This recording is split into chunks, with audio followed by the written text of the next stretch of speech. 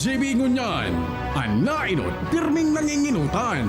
Always number one. Always number one. DZGB, 729 kHz. Enot sa Bareta, enot sa Gabos.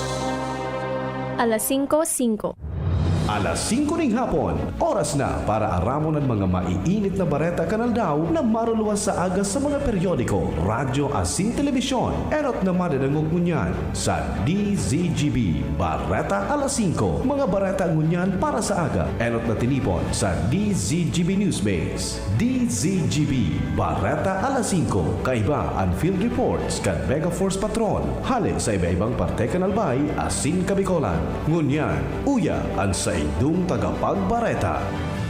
Marhay na hapon mga tugang, aldaw kita nin Sabado. Ini po ang Bareta alas 5. Asin ako po ang sa indong magiging tagapagbareta.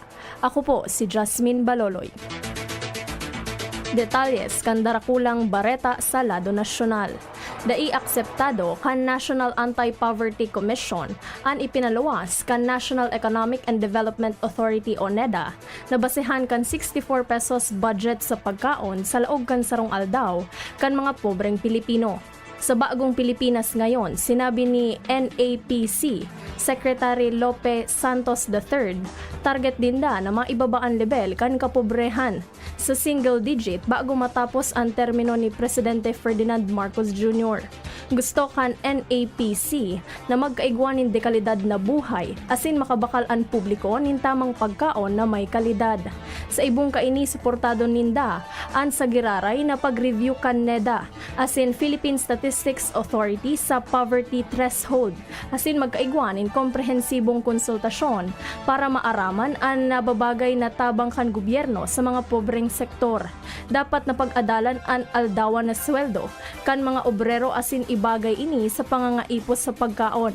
Magin kan mga parasira asin informal sector para sa dagdag na tabang hali sa gobyerno. Matapos ang ginibong inventaryo na diskubre kan Land Transportation Office o LTO na sobra sa 200 units kan sa indang breath analyzers ang pwede pang ipairahay asin magamit. Ini ang hali sa sobra sa 700 units na binakal kan 2015 asin 2017 para sa implementasyon kan Anti-Drunk and Drug Driving Act of 2013. Sigon kay LTO Chief Assistant Secretary Attorney Vigor Mendoza, sinugo niya ang paghahanap nin mga tindahan na pwedeng mag-irahay asin mag-calibrate kan mga natatadang breath analyzer. Sinabi pa ni Mendoza, kung makakatipid ang pagbakal nin bago, gigibuhon ini kan LTO dahil ang mga breath analyzer ang importante sa implementasyon kan Anti-Drunk and Drug Driving Act of 2013. Nagbutwa ang issue kan breath analyzer matapos na tukaron ini sa investigasyon kan Senado. Sinabi kan Cybercrime Investigation and Coordinating Center o CICC na napapansin na kan international community ang mga lakdang kan Pilipinas kontra sa cybercrimes. Sa bagong Pilipinas ngayon, sinabi ni CICC Executive Director Undersecretary Alexander Ramos, padagos ang sa indang implementasyon kan zero tolerance kan gobyerno kontra sa mga krimen online. Sigon kay Ramos, may proof of concept sinda manungod sa kung paano masusog ang international terrorists sa laog sa nanin 5 aldaw. Kasunod ini sa direktiba ni Presidente Ferdinand Marcos Jr. na dai pagpahaluyon ang pagkadakop sa sarong cyberkriminal. Sa ibong kaini sinabi ni Ramos na limitado pa ang teknolohiya kan Pilipinas asin ginimitan sa naini nin skill sets.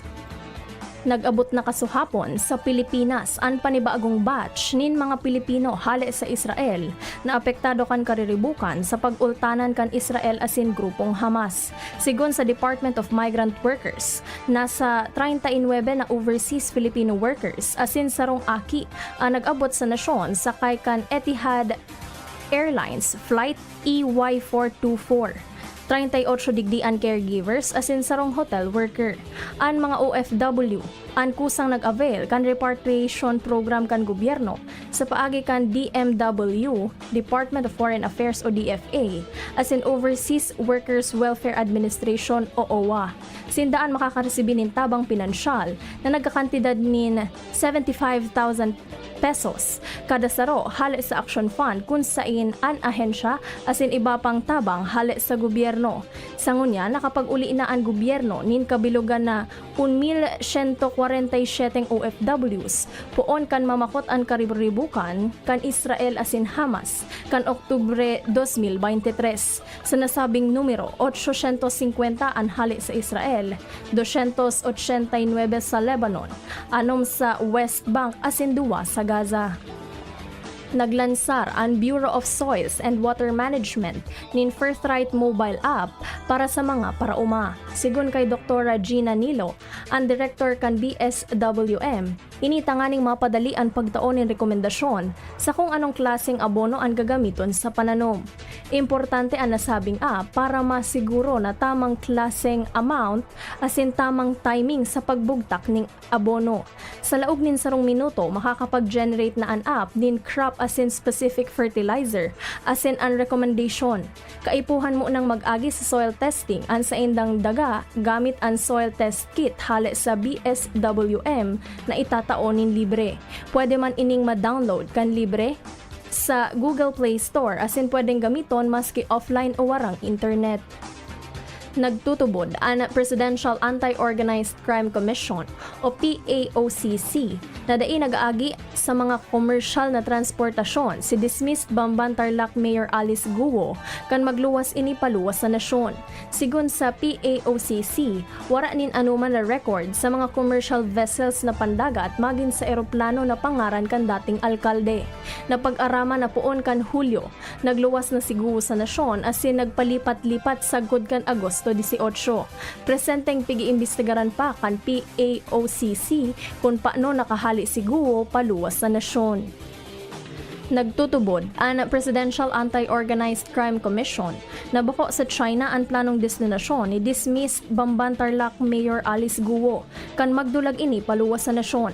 Sa Saturday News Forum, sinabi ni PAOCC spokesperson Winston Casio na posibleng sa Golden Triangle ang destinasyon ni Guo na kumpuesto kan Cambodia, Laos asin Myanmar. Paliwanag ni Casio na kung sain may business interest ang pamilya ni Guo, kaibahan na ang illegal gambling. Aminado ang PAOCC na napadipisilan sinda sa pagdakop kay Guo dahil wara pa ining kaso asin warrant of arrest.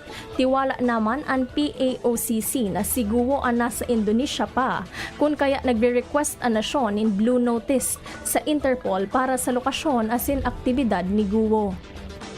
Rinibong mga pulis ang naglusob sa Kingdom of Jesus Christ o KOJC compound sa Davao City pasado alas 3 kasubagong maaga. Ini para iserbi ang ipinaluwas na alias arrest warrant kan Pasig Regional Trial Court kontra kay Pastor Apollo Kibuloy asin mga kapwa akusado.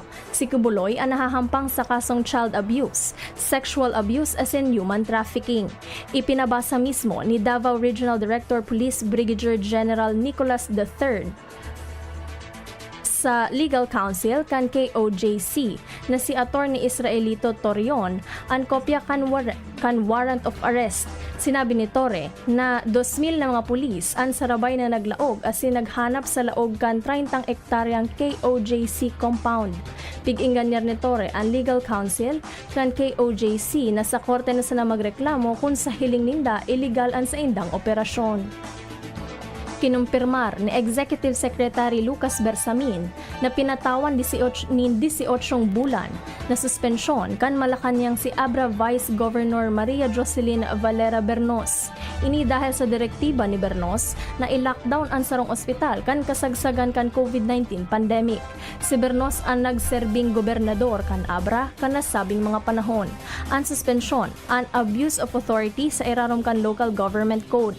Mantang grounds kan lockdown ang pagiging conduct unbecoming of a public official base naman sa Code of Conduct and Ethical Standards for Public Officials and Employees. Nakatalaan na maghuron sa masunod na semana Sinda AFP Chief General Romeo Browner asin US Indo-Pacific Commander Admiral Samuel Paparo. Sa irarong ini kan Annual Mutual Defense Board asin Security Engagement Board. Ang paghururon kan duha ang gigibuhon sa Baguio City kung sa inakatalaan na matukar ang mga mutual concern asin mga masunod na joint activities. Maserbing venue ini para sa mapaghuronan ang mga policy directions na susunodon kan duwang nasyon pag-abot sa defense asin security issues. Kanakalihis na taon inaprubaran kan duha ang sobra sa 500 na activities para sa taong 2024. Ini ang mas halangkaw kumpara sa dating 491 na activities na ipinagtalaan kanakaaging 2023. Kaibahan sa mga darakulang aktibidad na ginibo kan US asin Pilipinas ngunya na taon, ang mga joint military, maritime asin naval exercises kaibahan na ang taunang balikatan kung saan nagkapirang nasyon ang maserbing mga observer. 7 Pilipino ang tinabangan kan Department of Foreign Affairs o DFA na magbalik sa nasyon kan Biyernes matapos na madakop dahil sa cyber scam network sa Laos. Sinabi kan DFA na pigtatabangan naman ang release at extraction kan mga OFW sa Laos kasunod kan pag-crackdown sa Golden Triangle Special Economic Zone na midbid sa mga casino asin hotel na pagsadiri kan mga Chinese asin pigtutubudan na nagkakaigwanin mga illegal na aktibidad. Sigun sa DFA, ang embahada kan Pilipinas sa Vientiane ang nakikipagtabangan sa mga otoridad kan Laos asin nagpadaranin sarong team sa Bukeo para mapadali ang pagpapalibre asin pagkuha nin mga distress na Pilipino. Gagastusan man kan DFA ang sa indang flight hale sa Bukeo, pasiring sa Vientiane asin sa Pilipinas kaibahan ang listaran, pagkaon asin pangenot na pangangaipo. Napabareta na dinakop kan autoridad sa Laos ang 800 na katawo na nagtatrabaho sa cyber scam network sa sarong espesyal na economic zone na hangganan kan Myanmar asin Thailand. Mga tugang, hahagadan kan Senado nin kumpletong detalye ang Department of Foreign Affairs sa pagsang-ayon kaini na para mientras na mag-istar sa Pilipinas ang Afghan nationals. Inimantang pibuproseso nindaan sa indang aplikasyon para sa Special Immigrant Visa asin resettlement sa Amerika. Sigon kay Senate President Cheese Escudero, gagamito nindaan pagkakataon na mahapot ang DFA sa deliberasyon sa budget kan departamento para sa taong 2025. Ang budget hearings kan Senado ang bako sana para sa paniningil asin pag-aram kung paano gagamiton ang pondo kan mga ahensya kan gobyerno, kundi para sa paglilinaw sa mga issue. Sa ibong kaini nilinaw ni Escudero na wara nin dapat ikahadit ang publiko dahil ang Afghan nationals na akoon sa nasyon ang nakatabang sa paglaban kan Amerika sa mga terorista sa Afghanistan. Pinarumdom kan Department of Foreign Affairs o DFA ang mga Pinoy seafarers na mantinidong peligroso sa mga barko ang maglayag sa Red Sea. Sinabi kan DFA, lalo pang naglala ang sitwasyon digdi sa iwal sa Red Sea na nagdaranin patakot sa gabos ng mga Pilipinong tripulante na nagtatrabaho sa nasabing lugar. Dahil kaini, pig-inganyar kan ahensya ang gabos na tripulanting Pilipino na gamiton ang diretsyo kan mga ini na dai mag-agi sa Red Sea. Tinawang doon pa kan DFA, dapat na ibitaran kan mga Pilipino ang nasabing rehiyon. Matatandaan na nagapirang beses nang nabiktima ang mga Pinoy seafarers nin pag-atake kan mga rebelding grupo sa manlain-lain ng mga barko na naglalayag sa nasabing kadagatan. Uminabot na sa 130 mga party list applications ang sinayumahan o dai inako kan Commission on Elections para sa 2025 midterm elections. Sigon kay COMELEC Chairman George Erwin Garcia, nagpalyar ang mga party list na magsumitir nin kumpletong requirements for eligibility para makasabay sa pagparaning eleksyon. Sinabi niya na sagud sana sa 200 na party list ang inisyal na nag-apply alagad sagud sa 30 sana ang sa indang inako asin tinauwanin accreditation. Sa presente, may nagkapira pa na party list ang nagahalat na maresolber o madesisyonan ang sa indang isinangat na motion for reconsideration. Ang listahan kan mga eligible party list asin political party ang mahiling sa website kaini kung sa imposible sa masunod na semana makumpleto na ang listahan. Mientras na hinagad naman kan komisyon ang kada party list na magsumiter nin 10 nominees. Apwera sa 10 dahil na maakon komisyon nin dugang pang pangaran. Kinumpirmar kan gobyerno kan Pilipinas ang pagpalayog nin flares kan China sa Zamora Reef mantang nagkukondukta nin routine patrol ang sarong eroplano kan Bureau of Fisheries and Aquatic Resources o BIFAR sa laog kan Exclusive Economic Zone kan Pilipinas kan Agosto 22, 2024. Ang Zamora Reef ang saro sa mga pigsasabing illegal na nireclaim kan China parang maging artificial island sa West Philippine Sea. Bako pabor si Department of National Defense Secretary Gilbert Chodoro sa pagrear nin bagong superbody para simbagan ang mga kalamidad. Sa media launch kan Asia Pacific Ministerial Conference on Disaster Risk Reduction kasuhapon sa Philippine International Convention Center o PICC, sinabi kan sekretarya na mas marhay na pakusugon ang koordinasyon asin pagbalyuhan nin mga impormasyon kan mga ahensyang presenteng nakatutok sa pagsimbag kan mga kalamidad. Paliwanag ni Chodoro, ang National Disaster Risk Reduction and Management Council o NDRRMC ang kumpuesto nin manlain-lain na ahensya kung sain ang chairman ang presenting papel kan sarong superbody. Napatunayan na epektibo ang siring na sistema dahil natututukan kan manlain-lain na ahensya kaibahan ang NDRRMC ang sa iyang partikular na papel asin kasanayan. Paliwanag kan sekretaryo na ang pagkrear nin bagong superbody ang ahloy ng proseso asin mga ngaipon nin pondo na kukuhaon man sa pondo kan mga ahensya na bihasa na sa sahindang trabaho pag-abot sa disaster response. Bareta sa ibang nasyon, gada na napat na opisyal kan maximum security sa Russia matapos ang nangyaring kariribukan.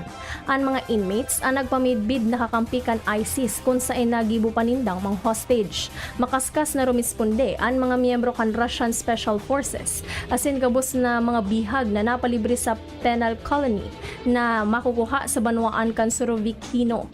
Sigon kay National Guards of Russian umidbid bilang Rosvarja na nagagamit pasindanin snipers halit sa Special Forces para dagos ng magadan ang mga hostage takers. Nagpaapod ng investigasyon si Russian President Vladimir Putin manungod sa nangyaring insidente.